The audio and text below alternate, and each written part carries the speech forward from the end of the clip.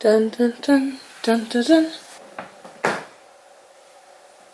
Is it recording? Yeah. Oh. Okay. Oh, we need to turn around. Okay. Ready? 3, 2, 1, go.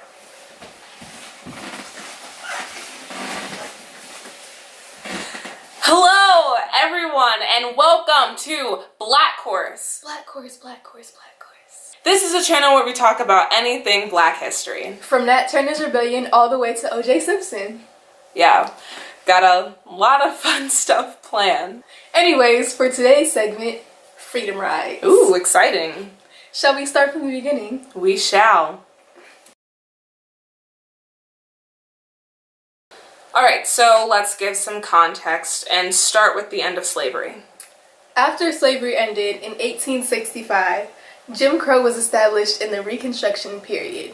It basically legalized segregation and didn't end until 1965. That's crazy. After slavery ended in the 13th, 14th, and 15th Amendment were passed, Black people still had to deal with blatant, legitimized racism for another 100 years. This meant the majority of white restaurants, bathrooms, theaters, fountains, public pools, hospitals, and jails would exclude Black people.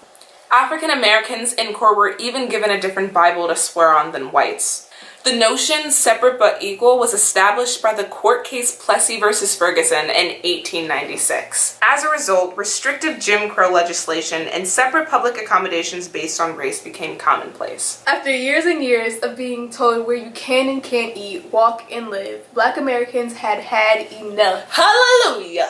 So let's fast forward to the late 40s and early 50s. This is where everything went boom. The economy. Boom. Babies. Boom. The suburbs. Boom. The civil rights movement. Boom. Yes, boom indeed. The civil rights movement was the organized effort in the 50s and 60s to reverse legalized racial segregation, disenfranchisement, and discrimination of African Americans. And some of the most famous political protests during the movement were the Freedom Rides. They went against the segregation of public transportation. Let's delve deeper. The date is 1961. No, they have the Congress of Racial Equality, or CORE, organized the first Freedom Rides. CORE was a small group of civil rights activists of different races, ages, sexes, economic background, and religions. Their purpose was to bring about equality for all people regardless of race, creed, sex, age, disability, sexual orientation, religion, or ethnic background. Their goal was to travel to the South and attempt to use white-only facilities. The 13 original 7 African Americans and 6 white Freedom Riders got on 2 Greyhound buses in Washington, D.C. to head to New Orleans, Louisiana.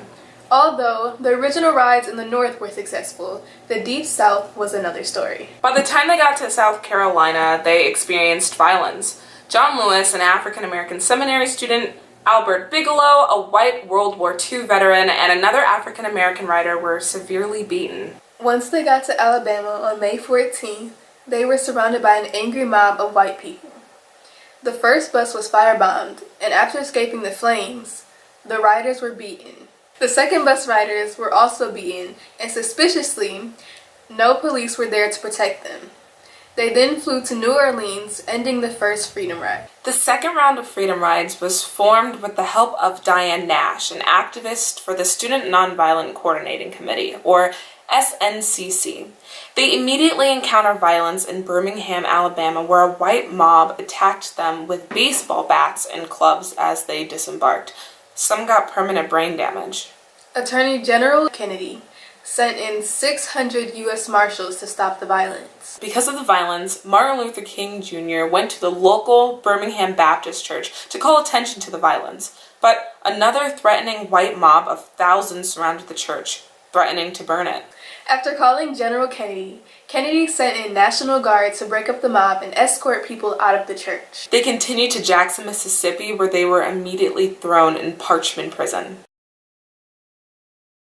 So, What did we learn? Although there were many obstacles along the way, they displayed nonviolence and leadership. Freedom rides continued for months, harboring national attention, and finally the Interstate Commerce Commission issued regulations prohibiting segregation in interstate transit terminals. With all the protests and organized efforts from the civil rights movement, it led us to where we are today.